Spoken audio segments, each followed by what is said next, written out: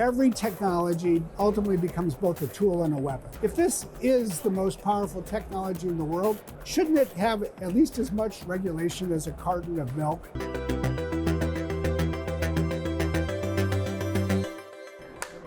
Welcome to The Big Question, the series from Euronews where we speak to the biggest names in business to discuss the most important topics on today's agenda. I'm here at Mobile World Conference in Barcelona, the world's largest connectivity event, and joined by the President and Vice Chair of Microsoft, Brad Smith. So thank you very much for joining us. So you've been at Microsoft since 1993, and Microsoft is now one of the most valuable companies in the world with a market capitalization of $3.049 trillion, which is enormous. And recently, you took that world top spot. Is that something that you actually aimed for? It's not something that I think one should ever consciously aim for, because these things fluctuate. Success is temporary, so is failure if you're good. I think that what you need to aim for is producing technology that people need, that it somehow is going to make their life better. And by that, it not only has to be technology that excites people, but I think people have to have some level of confidence that you're responsible, that you're ethical, that you think about them and not just yourself.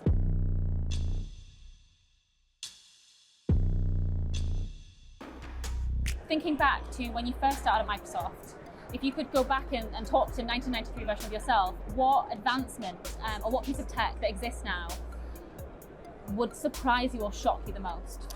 The thing that would have shocked me then, and there are days when I still get up and I go, I cannot believe it, is just how computing has moved on a global scale to these massive data centers, in effect, interconnected supercomputers. Yeah. I joined Microsoft when laptops were getting smaller. We had a dream of a phone, but a phone didn't really yet exist, but everything was about getting smaller. Yeah. Now, the key to artificial intelligence, the key to the way we live our lives is this always on connectivity. I think of it oftentimes as the most important invention for the life of the mind since the printing press. The printing press made it possible for people to write and people to read. And in so doing, it made it possible for people to think and share their thoughts and other people to learn. AI is a tool that can do all of that again. And despite all the inventions between the printing press and AI, nothing in between has ever quite had that kind of role to play. It still feels absolutely extraordinary to me. And do you think, are there limits to what AI can do in the future? Like how much further can we go, do you think? I think we're still in early stages, especially of what's called generative AI, the ability to use an application like ChatGPT and ask it to write for us and the like. But I think there's always limits to everything in life. So there clearly will be limits here, or at least diminishing returns. Right now, we're all focused on building bigger data centers with more computational power. And we do have a very strong belief that that will make AI more useful, more powerful. Now, at some point, will there be diminishing returns to that? Quite possibly. The truth is, we won't know until we get there, and that's still a number of years away. But let's just start by assuming, you know what, there's probably a limit to everything in life.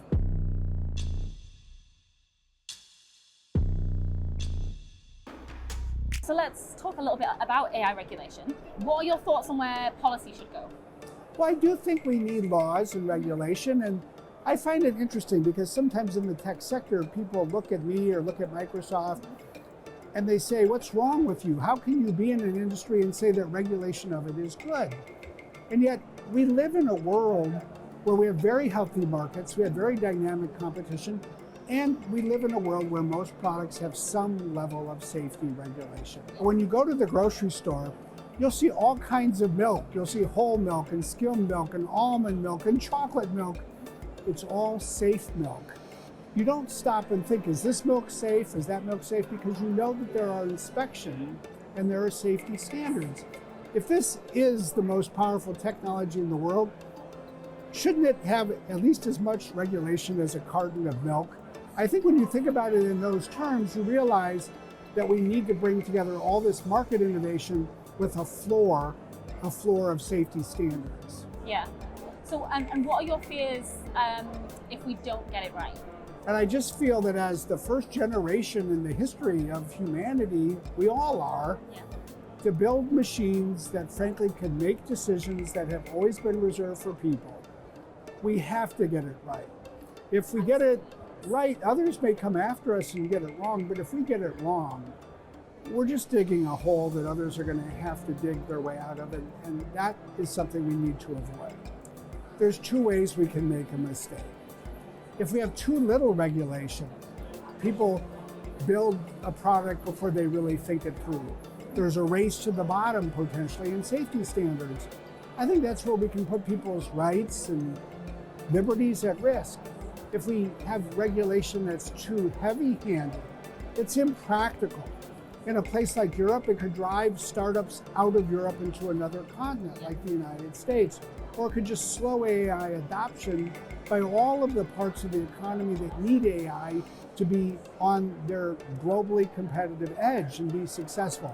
So we've got to find the middle of the road and have these guardrails on both sides.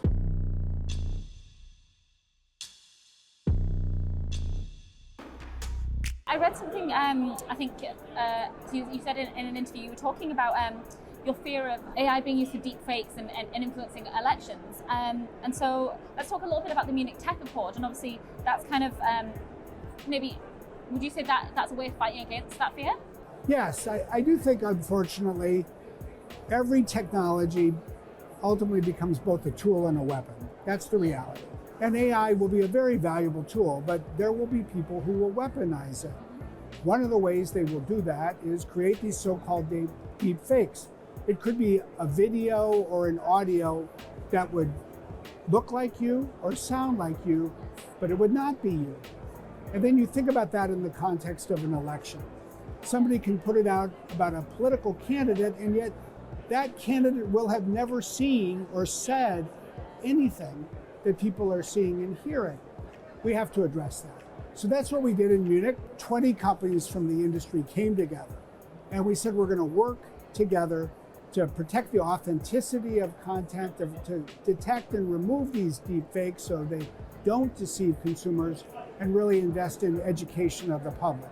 I think it's what we need to do to ensure that we protect our elections this year and frankly protect the democracies of the world for the future.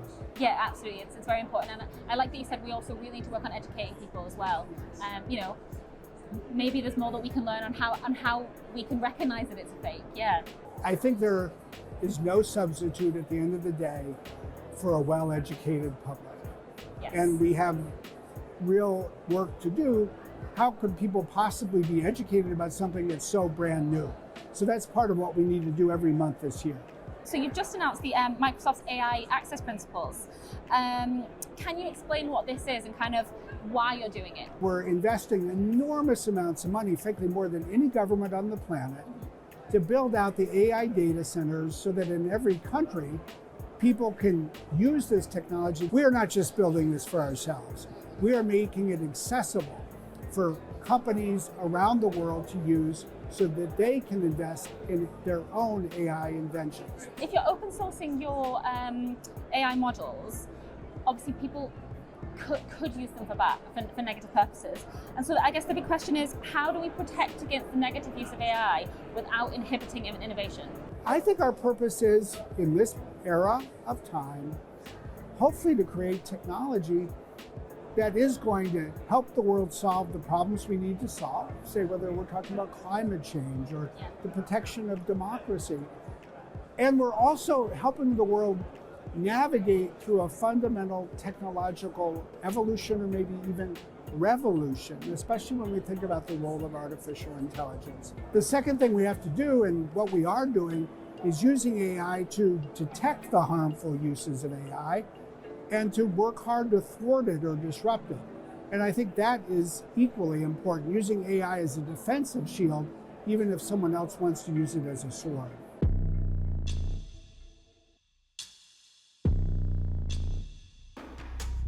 So something else that you're doing as part of this, your AI access principles, is you're making AI models broadly available to software developers, so that each company can build their own AI economy. Can you explain, what would you define as an AI economy? What is this? Every time you have a general purpose foundational technology like this, from the printing press to, say, electricity, fundamentally what emerges is a whole new sector of the economy. Yeah. So we're calling this the AI economy. And it brings so many different kinds of participants together, from the people who create the electricity to run the data centers and the connectivity to connect everybody together. But then fundamentally, it's the most advanced chips in the world. It is the data centers. It's the people who have data that is being used. It's the people who are building models, software tooling on which applications are built. Ultimately, it's just distributors.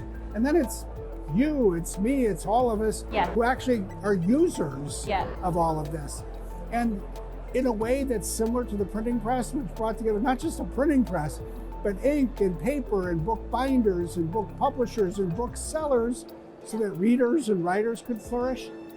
All of the participants in this new AI economy actually need to depend on each other and flourish together. But yeah, so you want each kind of country to build their own AI economy, but how do you envisage it will vary? That is one of the great questions, I think, for the rest of this decade.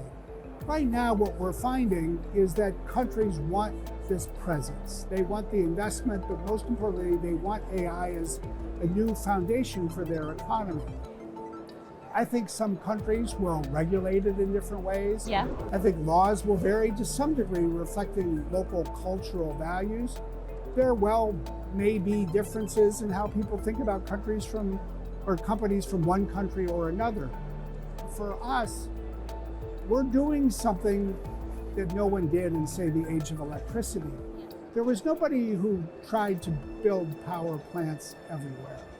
As a result, there are still 700 million people in the world that do not have access to electricity. So we're trying to move this technology around the world faster than anybody has ever done for something similar. It really makes it critical that we be public, that we be transparent, we be clear about how we're going to govern this, and hopefully that we conduct ourselves in a way that builds and sustains people's trust. It will be one of the stories of the decade and beyond. Let's put it that way. Wonderful. Well, thank you so much for talking to us today. It's been really, really interesting. Well, thank you.